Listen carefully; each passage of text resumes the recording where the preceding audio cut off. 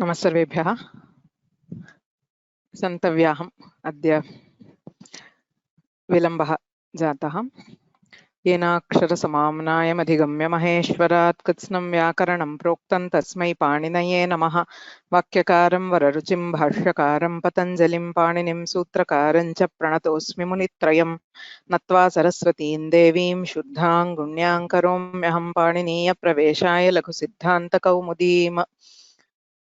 वृद्धिरादैच अदें गुणः इको गुणवृद्धि न धातुलोप अर्धधातुके ङिति च दीधीवे वीटां हलोऽनन्तरा संयोगः मुखनासिकावचनोऽनुनासिकः तुल्यास्य प्रयत्नं सवर्णं नाज्झलौ ईदूदे द्विवचनं प्रगृह्यम् अरसोमात् शे निपात एका जनाङ् ओत् सम्बुद्धौ शाकल्यस्येतावनार्षे उञः ईदूतौ च सप्तम्यर्थे दाधा घदाप आद्यन्तवदेकस्मिन्।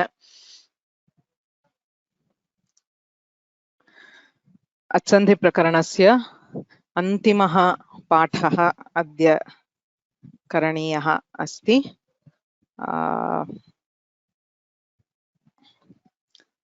प्रकृतिभावः, प्रकृतिभावस्य अन्तिमः भागः। तत्र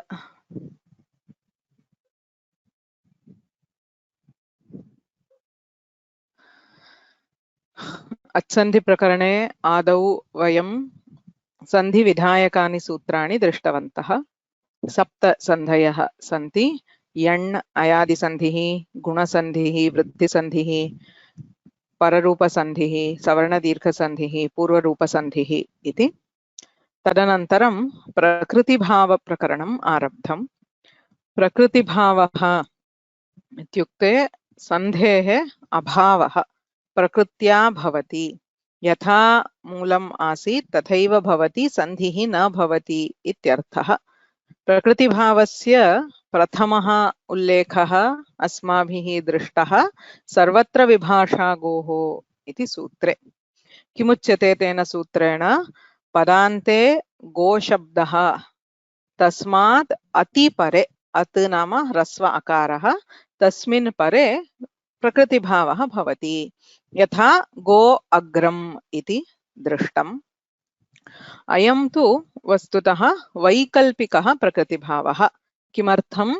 तत्र विकल्पेन प्रकृतिभावः भवति। पक्षे अवङ्स्फोटायनस्य इत्यनेन अवङादेशः भवति।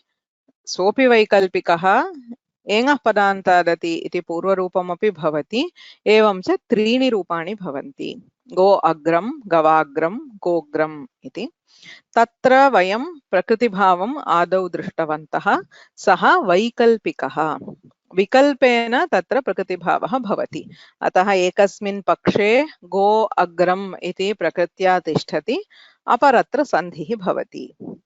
तदनन्तरं यद्दृष्टं प्रकृतिभावस्य प्रधानं सूत्रं, तेन नित्यः प्रकृतिभावः बोध्यते।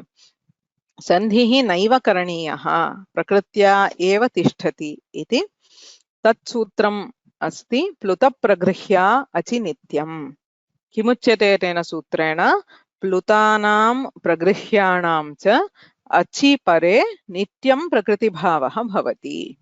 तर्हि प्लुतः कः, प्रगृह्यः कः इति ज्ञातव्यमासीत्।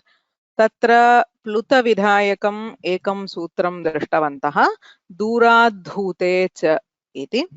दूरात् सम्बोधने यद्वाक्यं भवति तस्य टेः प्लुतः भवति। अतः एहि कृष्णा इत्यत्र अकारस्य प्लुतः कृतः। तस्मात् अचि परे, प्लुतप्रगृह्या अचि, अचि परे अत्र प्रकृतिभावः भवति, सवर्णदीर्घः न भवति। एहि कृष्णा अत्र गौश्चरति इत्येव रूपं भवति। अयं तु प्लुतः। तर्हि प्रगृह्यः नाम कः इति ज्ञातुम् अस्माभिः प्रगृह्य संज्ञा सूत्राणि दृष्टानि। बहूनि सूत्राणि दृष्टानि। प्रगृह्यस्य अचिपरे प्रकृतिभावः भवति। कः प्रगृह्यः? ईदूदे द्विवचनं प्रगृह्यम्। ईकारान्त ऊकारान्त एकारान्त द्विवचन प्रत्ययः प्रगृह्यसंज्ञकः भवति। उदाहरणं किं? हरि एतौ, विष्णु इमौ, गंगे अमु, ई ऊ ए द्विवचनं। हरिः हरि, विष्णुः विष्णु, गंगा गंगे इति। तत्र प्रगृह्यसंज्ञा भवति। उदाहरणम् इदम्। द्वितीयमासीत् अदसः मात्। सर्वाणि प्रगृह्यसंज्ञा सूत्राणि स्वतन्त्राणि. So each of them will get pragrihya samnya, each of them will get prakriti bhava. So adasaha, adas shabde makarat parasya ikarasya ukarasya cha pragrihya samnya bhavati iti anena sutrena uktam. Tasya udaharanam ami ishaha, असौ अमु अमी इत्यत्र अमी इति बहुवचनान्तं। तत्र अधशब्दस्य मकारात् परः ईकारः अस्ति, तस्य प्रगृह्यसंज्ञा भवति। अग्रे यदा अज्वर्णः अस्ति तत्र सन्धिः न भवति। निपात एका जनाङ् इत्यपि सूत्रमासीत्। एकाज् निपातः प्रगृह्यसंज्ञः भवति। यस्मिन् निपाते एक एव अच् भवति। निपातः नाम कः? चादयो सत्वे प्रादयः इति सूत्रद्वयं दृष्टं। तदतिरिच्यापि निपाताः सन्ति, किन्तु अत्र चादिगणे ये शब्दाः पठिताः, परादिगणे ये शब्दाः पठिताः, ते सर्वे अपि निपाताः भवन्ति। तत्र यः एकाज् निपातः भवति तस्य प्रगृह्यसंज्ञा भवति। उदाहरणम् इ इन्द्रः, उ उमेशः इत्यादि उदाहरणानि दृष्टानि। तत्रैव आङ् इत्यस्य न भवति इति दृष्ट्वा आङ् अनाङ् इत्येतयोः कः भेदः इत्यादि दृष्टं। किन्तु मुख्यं किम् आसीत्? तत्र एकाचः निपातस्य प्रगृह्यसंज्ञा भवति इत्येव सूत्रस्य प्रधानः अर्थः भवति। ओत् इति अग्रिमं सूत्रम्। ओदन्तः निपातः, ओकारान्तस्य निपातस्य अनेन सूत्रेण प्रगृह्यसंज्ञा भवति। अहो ईशाः इति उदाहरणम्। अहो इति ओकारान्तः निपातः, तस्य अनेन सूत्रेण प्रगृह्यसंज्ञा भवति, सन्धिः न भवति।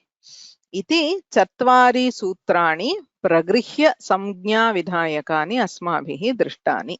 यत्र यत्र प्लुतः भवति अथवा यत्र प्रगृह्यः भवति अचि परे नित्यं प्रकृतिभावः भवति इति प्लुतप्रगृह्य अचि नित्यम् इति सूत्रस्य तात्पर्यम्। अत्र एकः प्रश्नः। Do we need to know all words in the Chadigana? I don't know, honestly. I have never made an effort to learn the words. It's not required. All you need to know is the examples which are ekach. That's all.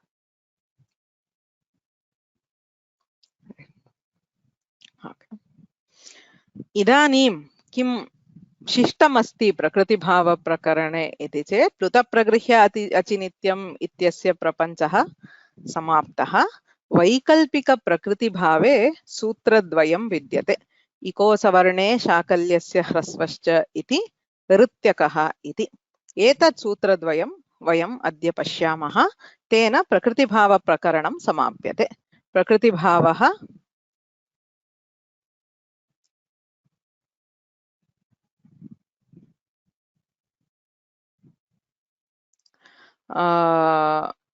अच्सन्धि प्रकरणस्यैव लघुभागः। तत्र लघुकौमुद्यामपि पृथक् प्रकरणं न कृतम्। अतः अच्सन्धिः, ततः अच्सन्धिः कुत्र न भवति इति ज्ञातुं वयं प्रकृतिभावं पठामः। तत्र सूत्रद्वयं विद्यते यत् अद्य वयं द्रष्टुं शक्नुमः। तत्र अपरः एकः प्रश्नः, तस्य उत्तरं दत्वा अग्रे गच्छामि। इ इन्द्रः उ उमेशः इत्यत्र परिवर्तयितुं शक्यते वा? अर्थात् इ उमेशः उ इन्द्रः इति निश्चयेन शक्यते। You can take anything. इ इति निपातस्य तत्र केवलं विस्मयबोधकत्वम्, उ इत्यस्य वितर्कबोधनार्थं तत्र यत्किमपि वयं वक्तुं शक्नुमः। उ अग्निः, उ इन्द्रः, उ उमेशः। उ हरिः उ गुरुः इत्यपि वक्तुं शक्नुमः, किन्तु तत्र सन्धेः प्रसङ्गः नास्ति, अतः प्रकृतिभावः अपि नापेक्ष्यते, सर्वत्र उपयोक्तुं शक्यते। अत्र तथा उदाहरणं दत्तं तावदेव, अतः तत्र कोऽपि क्लेशः नास्ति।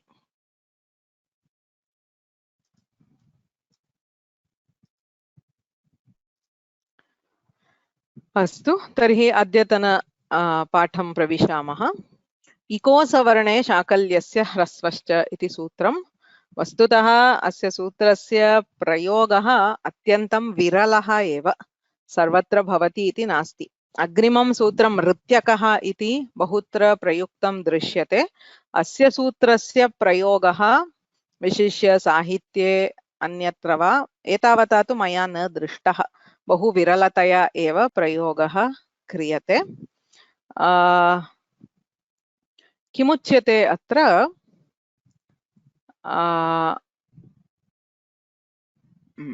अति इति नास्ति, क्षम्यताम्,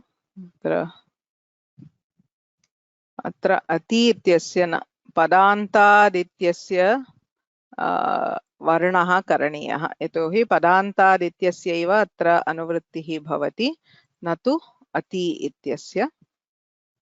अचि इत्यस्ति, प्लुतप्रगृह्य अचि इत्यतः अचि इत्यस्य अनुवृत्तिः भवति। पदान्ताः इत्यंशः एङः पदान्तादति इत्यतः आगच्छति, अतः पदान्ताः इकः, इकः असवर्णे शाकल्यस्य ह्रस्वः च इति सूत्रम् अस्ति।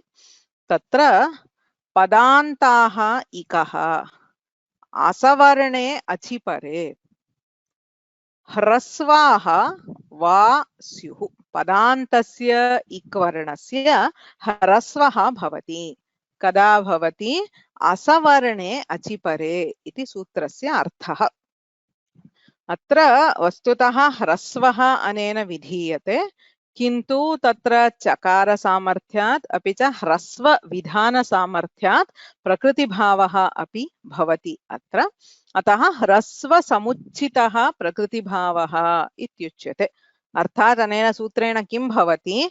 ह्रस्वादेशः भवति, तेन सह प्रकृतिभावः अपि भवति इत्यर्थः।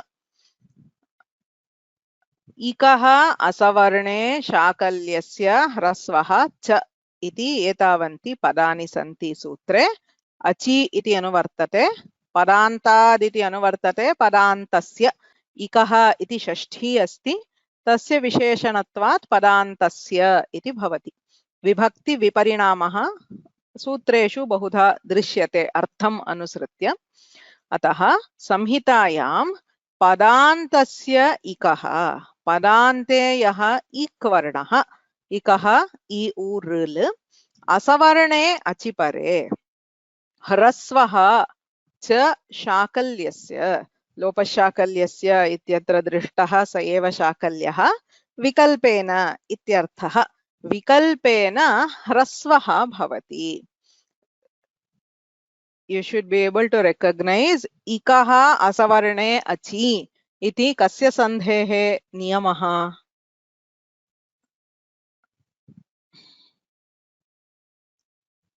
Ikaha ikvarnasya asavarne achipare kim bhavati idam sutram vihaya.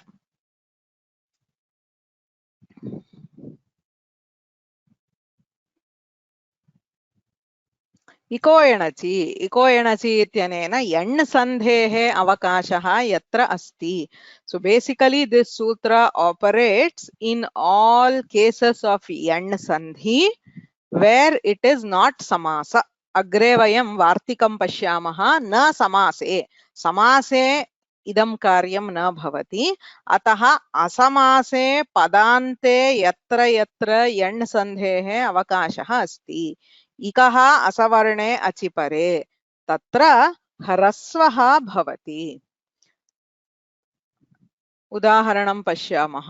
पदान्तस्य इकः अचिपरे ह्रस्वः, इग्वर्णस्य ह्रस्वः इति शाकल्यः जानीमः, पाणिनेः पूर्वकालिकः वैयाकरणः।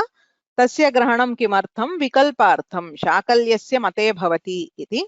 यथा मया उक्तं सामान्यतः इदं प्रयोगेषु न दृश्यते, तथापि सूत्रं तु पाणिनिना अनुमतमस्ति, पाणिनिना कृतमस्ति इत्यतः। तत्र उदाहरणं पश्यामः। चक्री अत्र इत्यस्ति।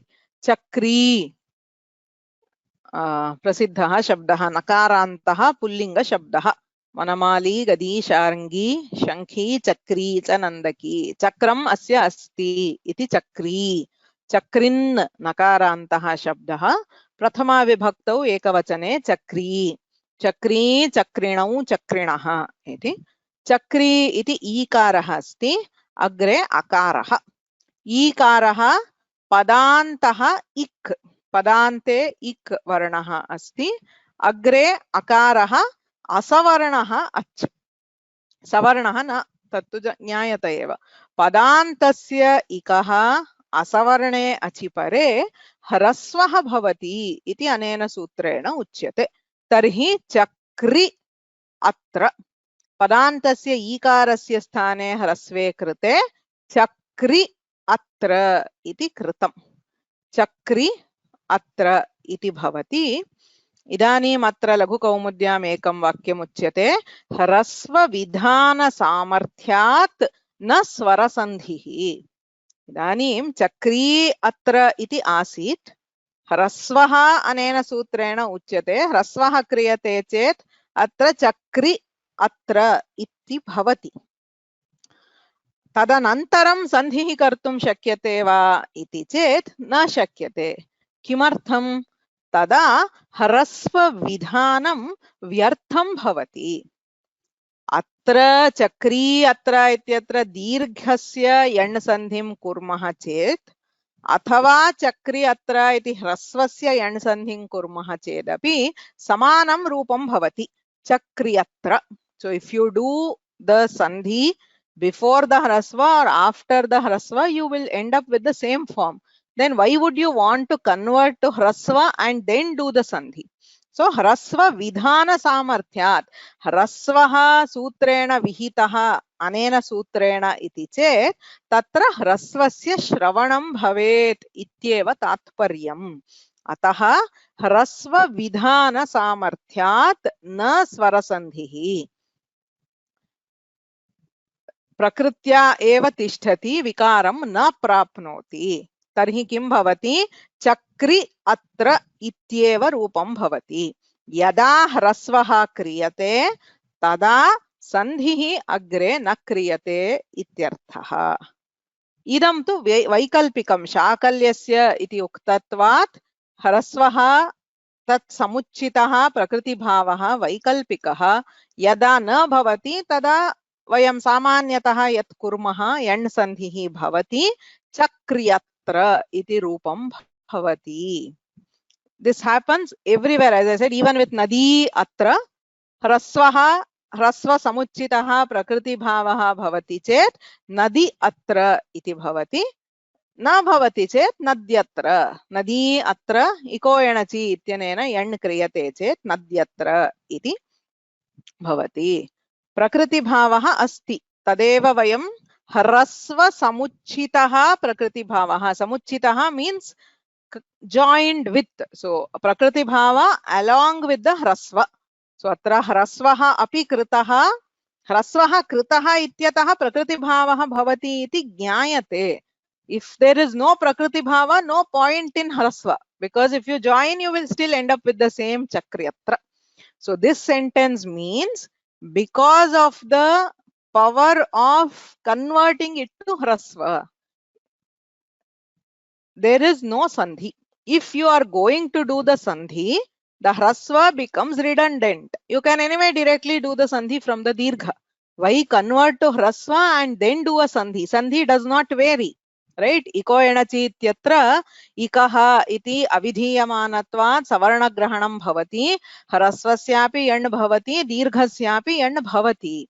Tarhi hrasvaha kimartham kriyate iti chet hrasvasya shravanam bhavet. कथं भवति ह्रस्वस्य श्रवणं? सन्धिः न क्रियते चेत् भवति। अतः अत्रापि प्रकृतिभावः भवति, केवलः प्रकृतिभावः न, ह्रस्व समुच्चितः। So along with hrasva you have the prakriti bhava. Ayam vaikalpikah, so this is optional. यदि ह्रस्वः न क्रियते तर्हि यथा प्राप्तम् इको एणचि इत्यनेन यण् सन्धिः भवति, चक्र्यत्र इति रूपं भवति। वस्तुतः यत्र यत्र वयं पदद्वयस्य मध्ये यण् सन्धिं कुर्मः तत्र सर्वत्रापि इदं कर्तुं शक्यते। Theoretically, wherever you do, not in a samasa, right? So except samasa, we will see in the next slide, samase न भवति। पृथक् पृथक् पदमस्ति चेत् यत्र यत्र यण् सन्धिं कुर्मः तत्र सर्वत्रापि इदं कर्तुं शक्यते, किन्तु यथा मया उक्तं प्रयोगे तथा न दृश्यते। सामान्यतः यण् सन्धेः प्रयोगः एव अत्यन्तम् आधिक्येन दृश्यते। अस्तु, ह्रस्वस्य विकल्पात् तदभावे यण् सन्धिः भवति। सो चक्री अत्र चक्र्यत्र इत्यत्र इको एणचि अथवा चक्री अत्र, रूपद्वयम् अत्र सिद्ध्यति। पदान्ताः इति किम्? अत्र पदान्तस्य एव इकः ह्रस्वः प्रकृतिभावः उच्यते। पदान्ताः इति अनुवर्त्य पदान्ताः इकः इति किमर्थम् उच्यते? पदस्य मध्ये गौरी औ इत्यस्ति। गौरी इति प्रातिपदिकम्, औ इति प्रत्ययः। अत्र पदान्तत्वं नास्ति। गौर्यौ इति सुबन्तस्यैव पदसंज्ञा अस्ति, पदान्ते इक् नास्ति इत्यतः अत्र गौरी औ इति न भवति। तत्र यण् सन्धिः एव कर्तव्यः, गौर्यौ इति रूपं भवति।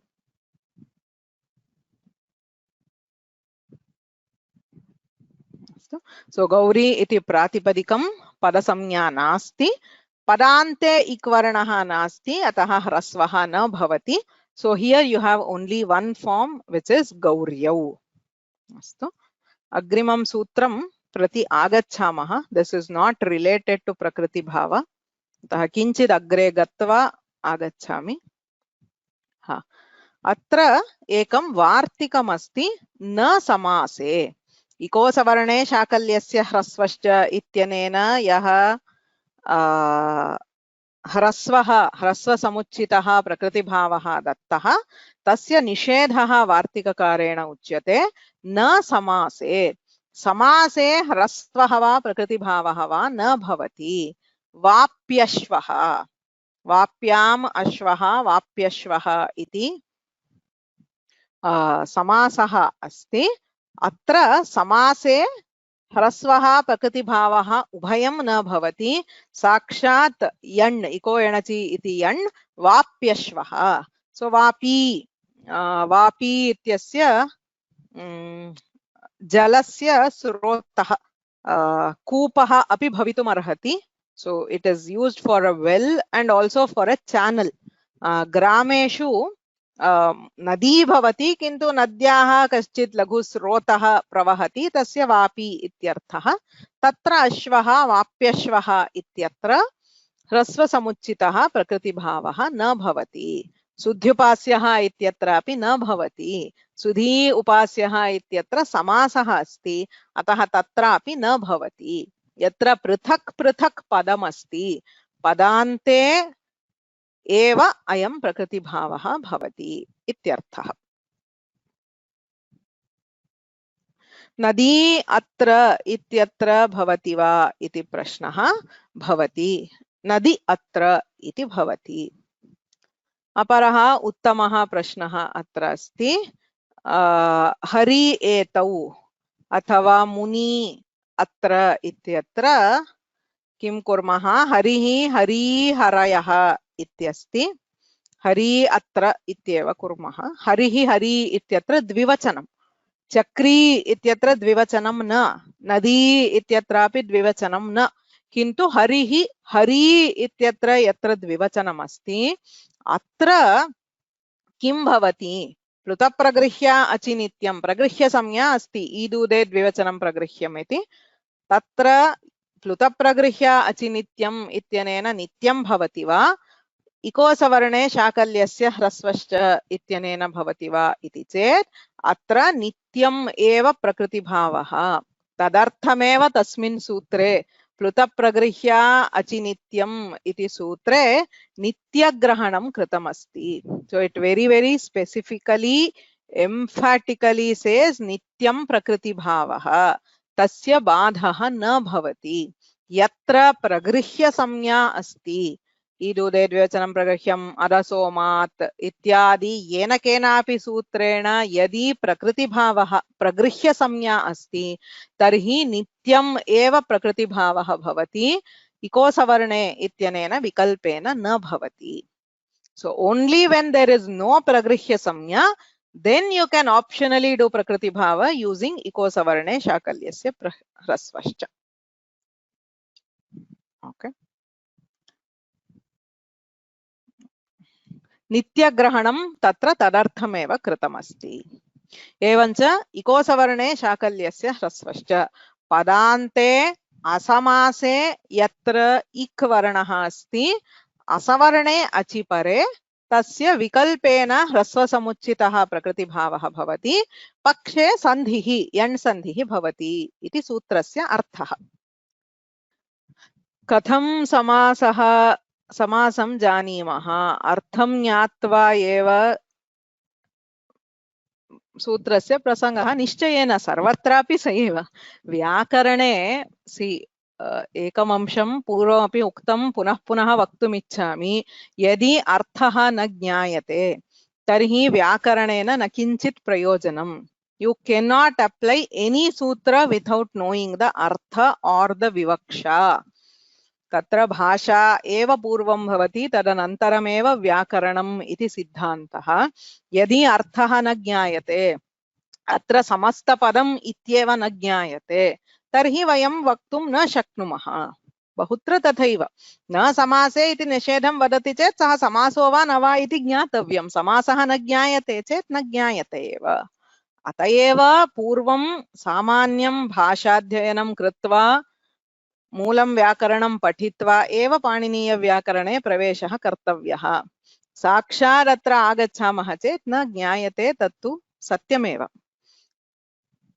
भाषा ज्ञानं भवेत् प्रसंग ज्ञानं भवेत् बेसिक व्याकरण ज्ञानं भवेत् तदनन्तरमेव सूत्राणाम् अवगमनं वा प्रयोगः वा कर्तुं शक्यते. अयं यण् सन्धेः अपवादः वा सत्यम्. इकः असवर्णे अचिपरे इत्यनेन इको सवर्णे शाकल्यस्य ह्रस्वश्च इति यण् सन्धेः अपवादः. इदानीं किञ्चित् पृष्ठतः गच्छामः. तत्र गौरी औ इति यत्र दर्शितं पदान्ते किम् इति पृष्ट्वा तत्र गौर्यौ इति दत्तम्. यद्यपि गौरी इति प्रथमा विभक्तौ एकवचनान्तं भवति गौरी गौर्यौ गौर्यः इति. अत्र औ इति प्रत्ययः अस्ति.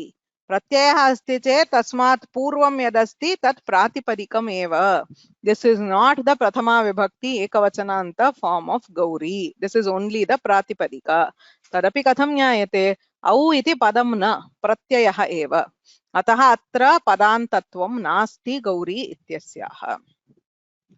तर्हि किमुक्तम् अत्र गौरी औ गौर्यौ इत्यत्र ह्रस्वः प्रकृतिभावः न भवति. अत्र प्रसंगवशात् लघुकौमुद्यां द्वित्वं विधीयते. यथा तत्र सुध्युपास्यः इत्यत्र अनचिच इत्यनेन द्वित्वं बोधितं. वस्तुतः यण् सन्धेः द्वित्वस्य च कोऽपि सम्बन्धः नास्ति. प्रसंगः आगतः इत्यत्र तत्र अनचिच इति सूत्रं बोधितम्. एवमेव अत्र गौर्यौ इति पदं बोधितम् इत्यतः एकं द्वित्वविधायकं सूत्रं बोधयति. अचोरहाभ्यां द्वे इति. वस्तुतः इदं सूत्रम् अनचिच इत्यस्मात् पूर्वतनं सूत्रम्. So the sutra immediately before अनचिच. इतः एव अचः द्वे इति अनुवर्तते अनचिच इति सूत्रे. अचोरहाभ्यां द्वे यरः वा इति अनुवर्तते. द्वे द्वित्वं भवति। कस्य द्वित्वं भवति? यरः द्वित्वं भवति। द्वित्वविधायकम् इदं सूत्रम् अस्ति। अचः इति पंचमी विभक्तिः, रहाभ्याम् इत्यपि पंचमी विभक्तिः, यरः इति षष्ठी, द्वे इति प्रथमा। यर्वर्णस्य द्वित्वं भवति। यथा अनचिच इत्यत्र यर्वर्णस्य द्वित्वम्, एवम् अत्रापि यर्वर्णस्य द्वित्वं भवति। तत्र किमुक्तम्? अचः परस्य यरः द्वे वा स्तः न तु अचि। साक्षात् अचः परस्य यरः द्वित्वं विहितम्। अत्र तु अच् यर् एतयोः मध्ये रहाभ्याम् इत्यपि अस्ति। कः अर्थः? अच् वर्णः अस्ति, तस्मात् अनन्तरं रेफः हकारः, रह रहाभ्याम् इति पंचमी द्विवचनं।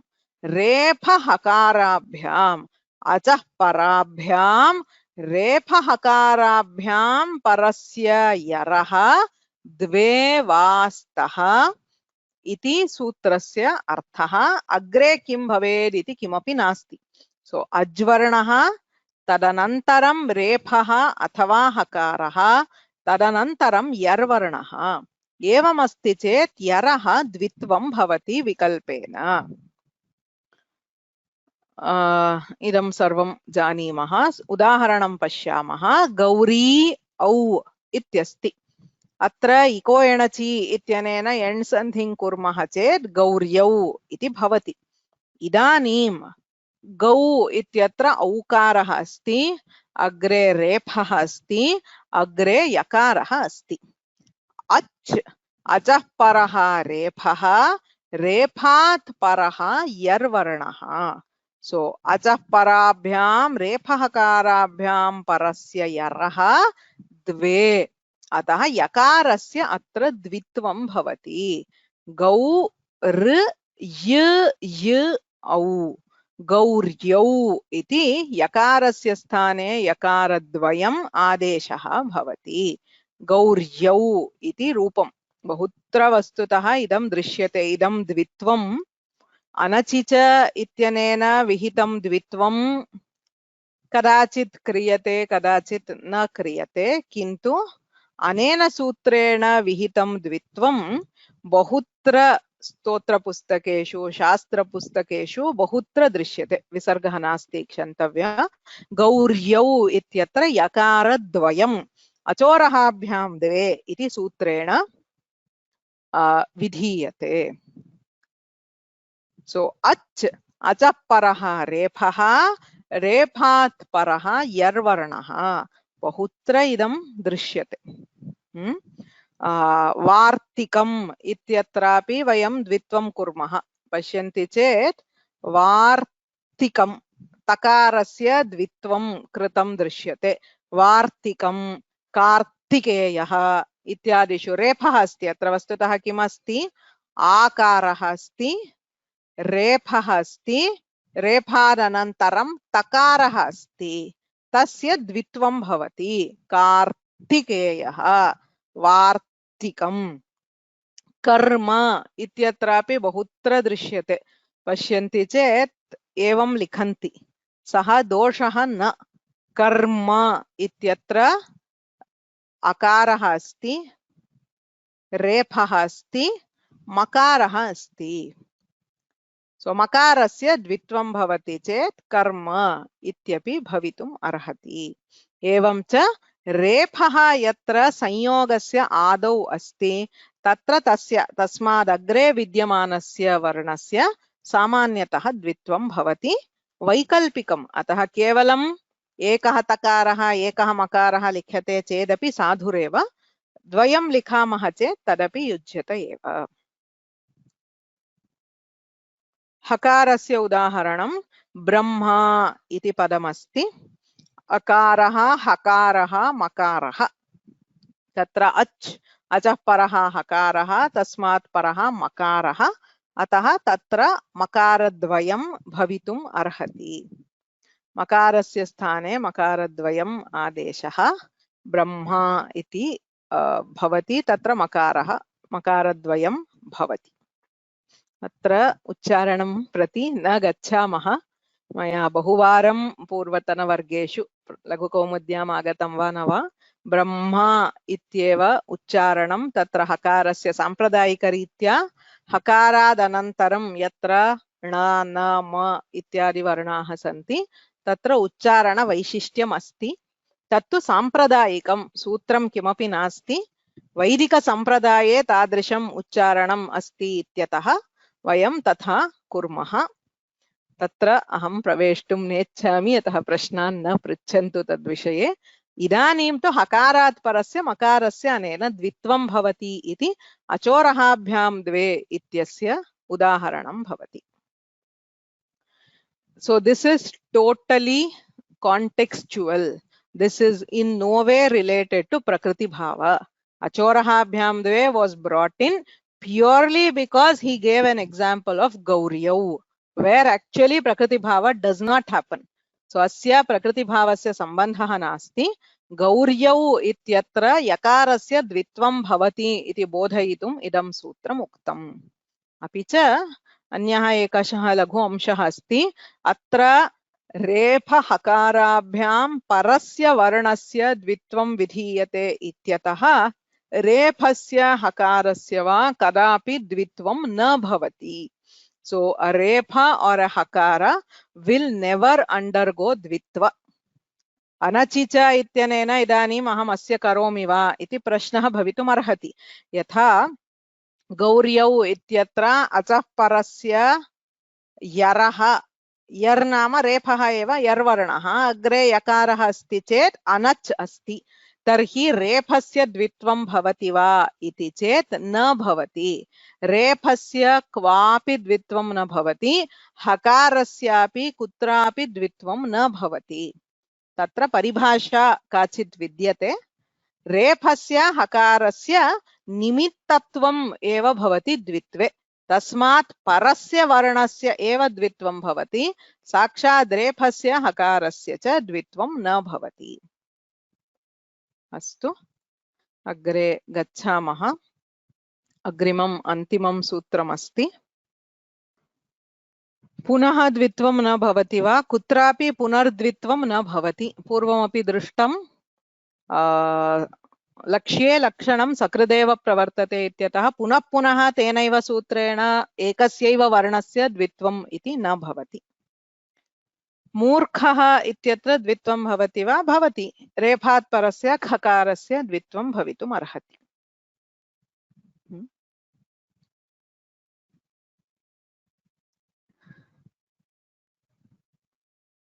अग्रिमम् अन्तिमं सूत्रम् अत्सन्धि प्रकरणे ऋत्यकः इति। ऋति परे पदान्ताः अकः प्राग्वत् वा। प्राक् इत्युक्ते प्रीवियस्। सो ऋत्यकः इति it is exactly the same as इकोसवर्णे शाकल्यस्य। सो ह्रस्वः ह्रस्व समुच्चितः प्रकृतिभावः च विकल्पेन भवति। कदा? ऋति परे। ऋत् नाम ह्रस्व ऋकारः कस्य भवति? पदान्तस्य अक् वर्णस्य। पूर्वं तु केवलम् इक् आसीत्, अत्र अकारम् अपि योजयित्वा अ इ उ ऋ लृ इति पञ्चानामपि वर्णानां ह्रस्व ऋकारे परे विकल्पेन ह्रस्वः प्रकृतिभावश्च भवति इति सूत्रस्य अर्थः। सो पदान्तादिति अनुवर्तते, शाकल्यस्य ह्रस्वः इति अनुवर्तते, ऋति अकः।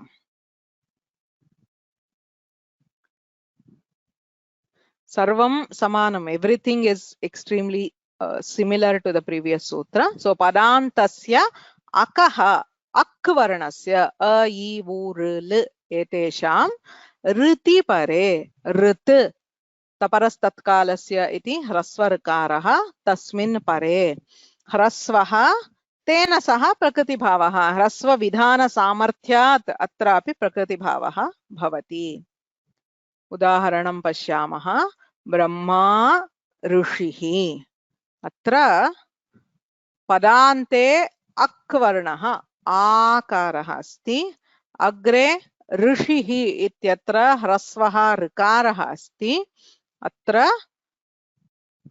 अकारः आकारस्य स्थाने ह्रस्वः अकारः भवति तदा ब्रह्म ऋषिः इति भवति पृथक् पृथक् ब्रह्म ऋषिः ब्रह्मा प्लस ऋषिः आकारस्य ह्रस्वः तेन सह प्रकृतिभावः यथा चक्रि अत्र इति कृतम् एवम् अत्र ब्रह्म ऋषिः इति भवति ह्रस्व विधान सामर्थ्यात् ह्रस्व पक्षे संधिः न भवति यदा ह्रस्वः क्रियते तदा ब्रह्म ऋषिः इत्येव ह्रस्वः वैकल्पिकः संधिं कुर्मः चेत् ब्रह्मा ऋषिः आ प्लस ऋ अर् गुणसन्धिः ब्रह्मर्षिः उच्चारणे भेदः अस्ति ब्रह्म ऋषिः ब्रह्मर्षिः तत्र ऋकारः रेफः तस्य तत्र सूक्ष्मः भेदः अस्ति पक्षे ऋत्यकः इति पाक्षिकः पाक्षिकः नाम वैकल्पिकः प्रकृतिभावः ह्रस्वः प्रकृतिभावः भवति नो चेत् गुणसन्धिः भवति इदमपि पदान्ते एव पदान्ताः किम् आर्च्छत् पदान्तस्य अकः यथा तत्र गौर्यौ इत्यत्र पदान्तत्वं नास्ति चेत् न भवति एवमत्रापि आट् आगमः पूर्वमुक्तमस्ति हलादि धातूनां लङ्लकारे अडागमः भवति अजादि धातूनां आट् आगमः भवति अतः अत्र ऋच्छत् इत्यत्र आडागमः लङ्लकारः अस्ति आ ऋच्छत् अत्र ऋत्यकः इत्यस्य प्रवृत्तिः न भवति अपितु आटश्च इत्यनेन वृद्धिः भवति आर्च्छत् इति रूपम् एकः विशेषः ऋत्यकः इकोसवर्णे शाकल्यस्य ह्रस्वश्च इति प्रायेण समानं भवति किन्तु अस्य सूत्रस्य अयं विशेषः समासे अपि प्रवर्तते इकोसवर्णे शाकल्यस्य ह्रस्वश्च इति सूत्रं समासे न भवति इदं तु समासे अपि भवति सो सप्त ऋषयः इत्यत्र कर्मधारय समासे सप्त ऋषयः सो अत्र ह्रस्वः अस्ति चेत् ह्रस्वस्यैव ह्रस्वः भवितुम् अर्हति दीर्घस्य एव ह्रस्वः भवेत् इति नास्ति सो अस्मिन् सूत्रे दीर्घस्य अकः ह्रस्वः भवति इति नास्ति ह्रस्वः अस्ति चेत् तत्र ह्रस्वः किन्तु प्रकृतिभावः भवति यत्र ह्रस्वः क्रियते ह्रस्वेन सह प्रकृतिभावः भवति अतः सप्त ऋषयः इति वक्तुं शक्यते सप्तर्षयः इति गुणसन्धिः अपि भवति बहुत्र पुराणेषु रामायणे महाभारते एवं समस्तपदे मध्ये ऋकारः दृश्यते चेत् तत्र एवं प्रकृतिभावः अस्ति ऋत्यकः इत्यनेन ह्रस्वसमुच्चितः प्रकृतिभावः इति ज्ञातुं शक्यते ब्रह्मर्षिः इत्यत्रापि वस्तुतः तत्र व्यस्तप्रयोगः ब्रह्मा ऋषिः इति पृथक् पृथक् अपि वक्तुं शक्नुमः अथवा ब्रह्मा चासौ ऋषिश्च इति कर्मधारय समासः ब्रह्मणः ऋषिः ब्रह्मा नाम वेदः तस्य ऋषिः इति समासः अपि कर्तुं शक्यते उभयत्रापि रूपं समानं whether we do samasa or don't do samasa there is one option with rikara heard as it is, that is prakriti bhava. There is one more option with the sandhi. So samase asamase sarvatrapi padantasya akvarnasya hrasva rikare pare. So rityakaha is limited only to hrasva rikara and it is seen often in prayoga. इकोसवर्णे शाकल्यस्य ह्रस्वश्च इति तु अन्यत्रापि बहुत्र भवितुम् अर्हति प्रयोगः तथा आधिक्येन न दृश्यते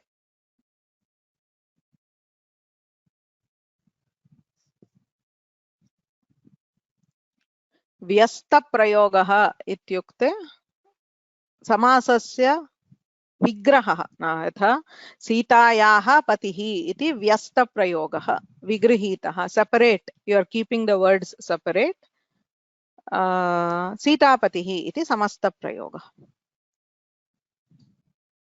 अत्र ब्रह्म इत्यत्र द्वित्वं न कृतमस्ति, सर्वत्र करणीयम् इति नास्ति. So in this case I have not done the द्वित्व.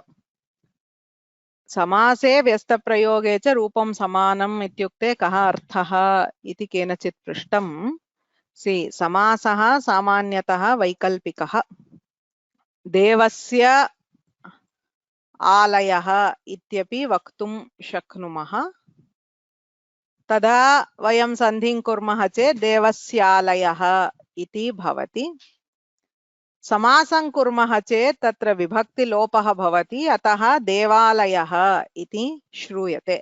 अत्र वयं भेदं ज्ञातुं शक्नुमः. किमर्थं? देवस्य इत्यत्र विभक्तिश्रवणं भवति, अत्र तु देवालयः इत्यत्र नास्ति. अत्र समस्तपदं भिन्नं श्रूयते, व्यस्तपदं भिन्नं श्रूयते, अतः भेदः ज्ञातुं शक्यते. किन्तु सर्वत्र सः भेदः भवति इति नास्ति. अत्र यदि अहं ब्रह्मा ऋषिः इति व्यस्तप्रयोगं करोमि, तत्रापि किं भवति? ब्रह्म ऋषिः अथवा ब्रह्मर्षिः इति रूपद्वयं भवति. यदि अहं समासं करोमि तदापि इदमेव रूपं भवति. अयं भेदः अत्र ज्ञातुं न शक्यते इति. बहुत्र तथा समासे भवति, कदाचित् भेदः ज्ञायते, कदाचित् न ज्ञायते. अस्तु,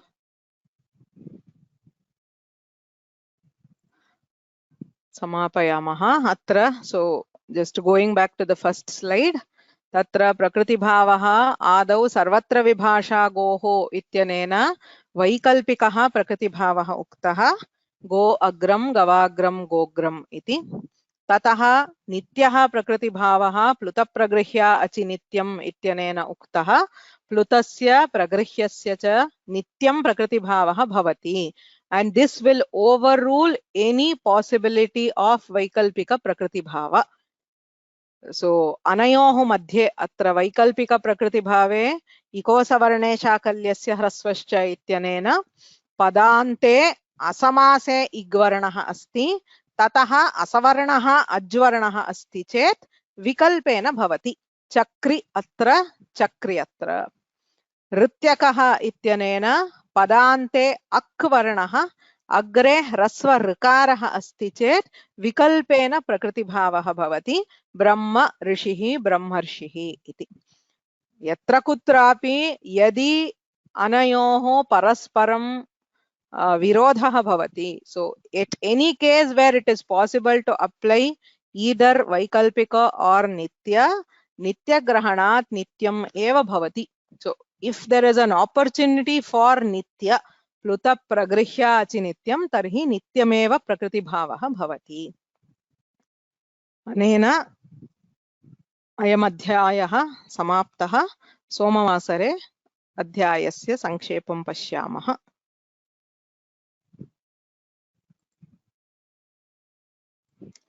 येनाक्षरसमाम्नायम् अधिगम्य महेश्वरात् कृत्स्नं व्याकरणं प्रोक्तं तस्मै पाणिनये नमः. वाक्यकारं वररुचिं भाष्यकारं पतञ्जलिं पाणिनिं सूत्रकारं च प्रणतोऽस्मि मुनित्रयं. नत्वा सरस्वतीं देवीं शुद्धां गुण्यां करोम्यहं पाणिनीयप्रवेशाय लघुसिद्धान्तकौमुदीम्.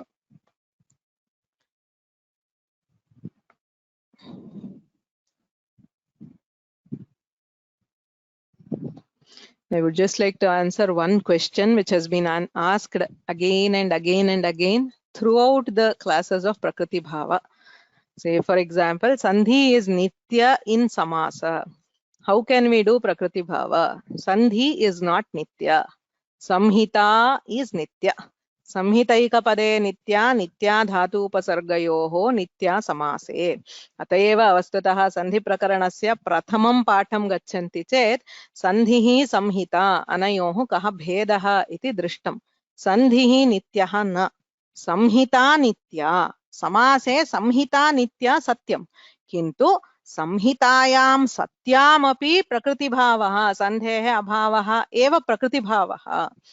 If you are not doing sandhi when there is no samhita, you don't need prakriti bhava. Anyway, samhita is not there, so prakriti bhava is natural. Yatra samhita nasti, यथा अहम् इदानीम् इति अत्र इति असंहिततया वदामि, तत्र प्रकृतिभावः स्वाभाविकः. I mean, by nature it will stay without sandhi. You don't need a prakriti-bhava sutra to say that there is no sandhi when there is no samhita. Samhita nasti chet sandhi na bhavati iti swabhavikam. Yatra samhita asti तत्रापि सन्धिः न भवति इति बोधयितुम् एव प्रकृतिभाव सूत्राणि सन्ति. The whole purpose of Prakriti-bhava Sutra is to prevent a sandhi when there should have been a sandhi. If you don't make this intervention, there would have been sandhis. But in usage of the language, we find that sandhi doesn't happen. Why is, as I say, not a question, because that is how the language is. So Prakriti Bhava Sutras cater to that particular case where, yes, if you don't look at this sutra, you would go ahead and do the sandhi. But Prayoga says that there is no sandhi. Okay. Agre Pashyamaha Somavasare.